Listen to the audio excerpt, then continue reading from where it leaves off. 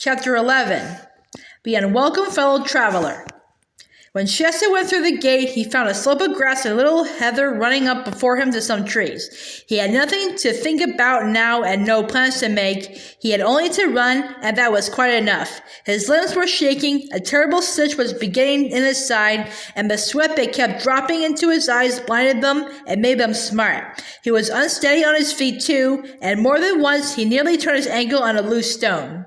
The trees were thicker now than they had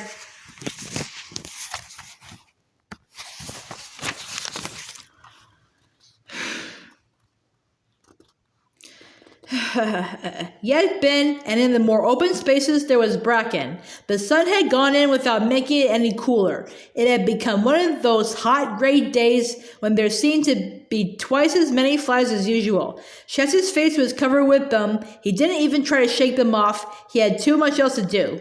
Suddenly, he heard a horn, not a great throbbing horn like the horns of Tashbaan, but a merry call. Tiro-to-to-ho! Next morning, he came out into a wide glade and found himself in a crowd of people. At least it looked a crowd to him. In reality, there were about 15 or 20 of them, all gentlemen in green hunting dress, with their horses, some in the saddle and some standing by their horses' heads. In the center, someone was holding the stirrup for a man to mount, and the man he was holding it for was the jolliest, fat, apple-cheeked, twinkling-eyed king you could imagine. As soon as Shasta came in sight, this king forgot all about mounting his horse. He spread out his arms to Shasta, his face lit up, and he cried out in a great deep voice that seemed to come from the bottom of his chest, "Corin, my son, and on foot, and in rags, what?" "No," panted Shasta, shaking his head. "Not Prince Corin. I know him like him."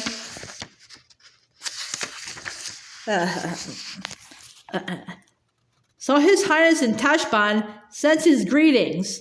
The king was staring at Shasta with an extraordinary expression on his face.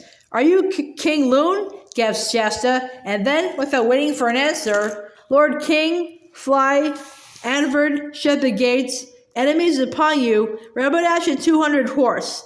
"Have you assurance of this, boy?" asked one of the other gentlemen. "My own eyes," said Shasta. "I've seen them, raced them all the way from Tashbaan." "On foot?" said the gentleman, raising his eyebrows a little. "Horses, with the hermit," said Shasta.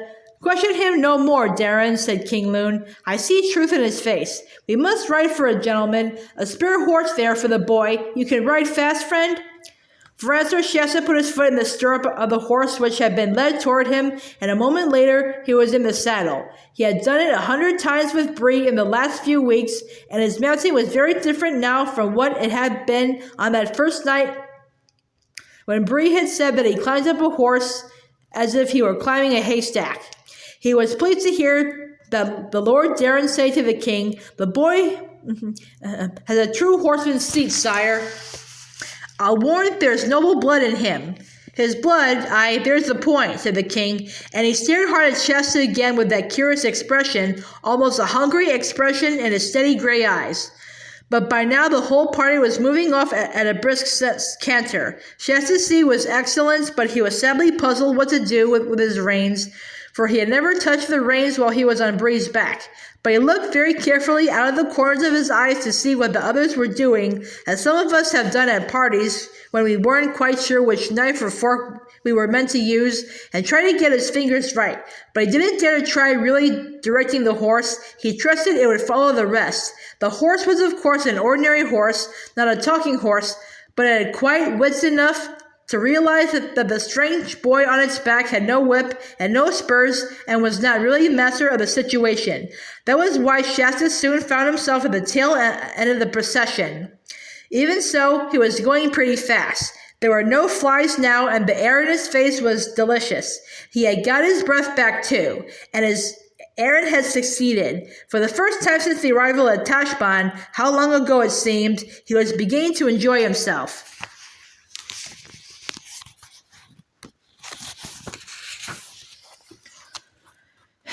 He looked up to see how much nearer the mountain tops had come.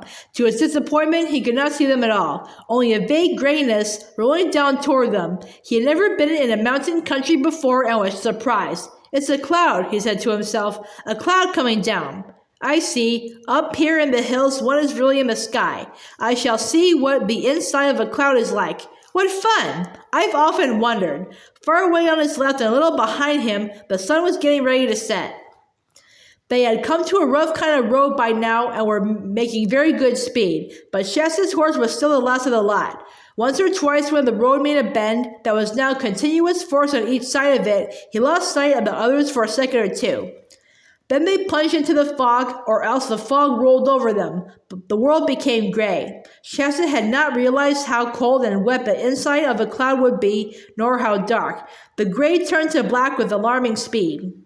Someone at the head of the column winded the horse every now and then, and each time the sound came from a little farther off. He couldn't see any of the others now, but of course he'd be able to as soon as he got round the next bend. But when he rounded it, he still couldn't see them. In fact, he could see nothing at all. His horse was walking now. "Get on, horse, get on," said Shasta. Then came the horn, very faint. Bray had always told him that he must keep his heels well turned out, and Shasta had got the idea that something very terrible would happen if he dug his heels into a horse's sides. This seemed to him an occasion for trying it. "Look here, horse," he said, "if you don't buck up, do you know what I'll do? I'll dig my heels into you. I really will." The horse, however, took no notice of this threat. So Shasta settled himself firmly in the saddle, gripped with his knees, clenched his teeth, and punched both the horse's sides with his heels as hard as he could. The only result was that the horse broke into a kind of pretense of a trot for 5 or 6 paces and then subsided into a walk again. And now it was quite dark and they seemed to have given up blowing that horn. The only sound was a steady drip drip from the branches of the trees. "Well, I suppose even a walk will get us somewhere sometime," said Shasta to himself. "I only hope I shan't run into Rapidash and his people." He went on for what seemed like a long time, always at a walking pace. He began to hate that horse, and he was also beginning to feel very hungry. Presently, he came to a place where the road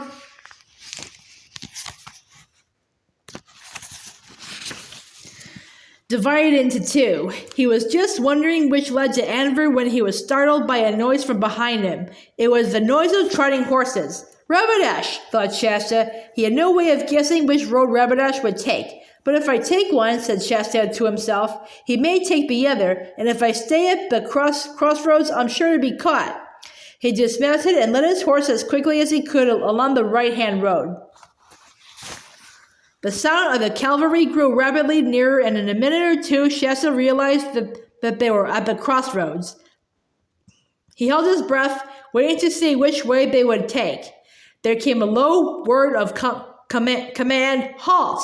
Then a moment of horsey noises, nostrils blowing, hoofs pawing, bits being champed, necks being patted. Then a voice spoke.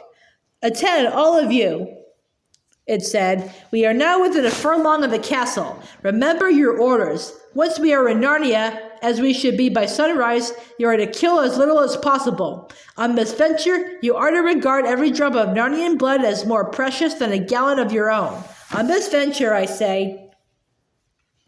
The gods will send us a happier hour, and then you must leave nothing alive between Cair Paravel and the western wastes.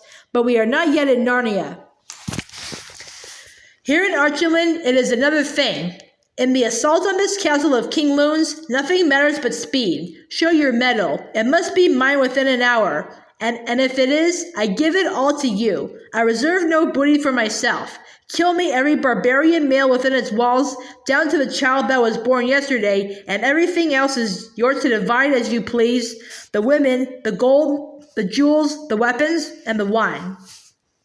The man that I see hanging back when we come to the gates shall be burned alive. In the name of Tash, the irresistible, the inexorable, forward!" With a great cloppity-clop, the column began to move, and Shasta breathed again. They had taken the other road. Shasta thought they took a long time going past, for though he had been talking and thinking about 200 horse all day, he had not realized how many they really were. But at last the sound died away, and once more he was alone amid the drip-drip from the trees. He now knew the way to Anvert, but of course he could not now go there. That would only mean running into the arms of Rabadash's troopers. What on earth am I to do? Said Shasta to himself, but he remounted his horse and continued along the road he had chosen, in the faint hope of finding some cottage where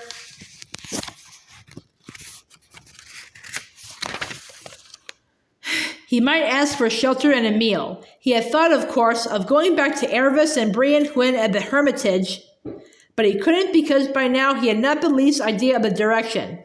After all, said Shasta, this road is bound to get somewhere. But that all depends on what you mean by somewhere. The road kept on getting to somewhere in the sense that it got to more and more trees, all dark and dripping, and to colder and colder air. And strange icy winds kept blowing the mist past him through, though they never blew it away. If he had been used to mountain country, he would have realized that this meant he was now very high up, perhaps right at the top of the pass. But Shasta knew nothing about mountains. I do think, said Shasta, that I must be the most unfortunate boy that ever lived in the whole world. Everything goes right for everyone except me. Those Narnian lords and ladies got safe away from Tashbaan. I was left behind. Erebus and Brian Hwyn are all as snug as anything with that old hermit. Of course I was the one who was sent on. King Lune and his people must have got safely into the castle and shut the gates long before Rabadash arrived, but I get left out. And being very tired and having nothing inside him, he felt so sorry for himself that the tears rolled down his cheeks. What put a stop to all this was a sudden fright. Shasta discovered that someone or somebody was walking beside him.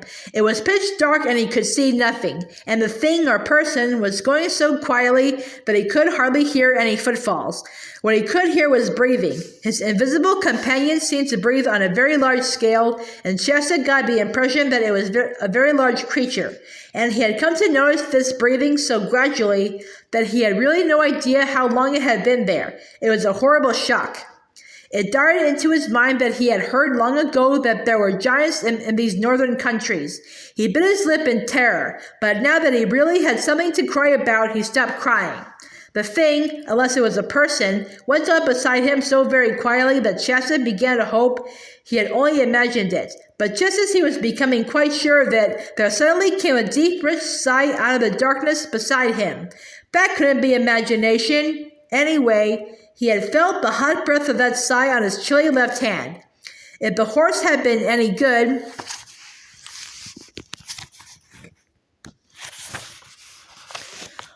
or if he had known how to get any good out of the horse, he would have risked everything on a breakaway and a wild gallop. But he knew he couldn't make that horse gallop, so he went on at a walking pace, and the unseen companion walked and breathed beside him. At last he could bear it no longer. "Who are you?" he said, scarcely above a whisper. "One who has waited long for you to speak," said the thing. Its voice was not loud, but very large and deep. Are you a giant?" asked Shasta. "You might call me a giant," said the large voice, "but I am not like the creatures you call giants." "I can't see you at all," said Shasta, after staring very hard. Then, for an even more terrible idea had come into his head, he said, almost in a scream, "You're not something dead, are you? Oh, please do go away. What harm have I ever done you? Oh, I am the luckiest person in the whole world." Once more he felt the warm breath of the thing on his hand and face. "There," it said, "that is not the breath of a ghost. Tell me your sorrows." Shasta was a little reassured by the breath. So he told how he had never known his real father or mother and had been brought up sternly by the fishermen.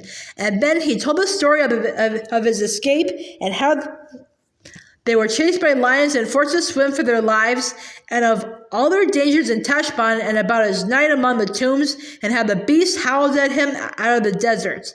And he told about the heat and thirst of their desert journey, and how they were almost at their goal when another lion chased them and wounded Erebus, and also how very long it was since he had anything to eat. "I do not call you unfortunate," said the large voice. "Don't you think it was bad luck to meet so many lions?" said Shasta. "There was only one lion," said the voice. "What on earth do you mean? I just told you there were at least two the first night, and..." "There was only one, but he was swift on foot." How do you know? I was the lion. And the Shasta gaped with open mouth and said nothing. The voice continued. I was the lion who forced you to join with Aravis. I was the cat who comforted you among the houses of the dead.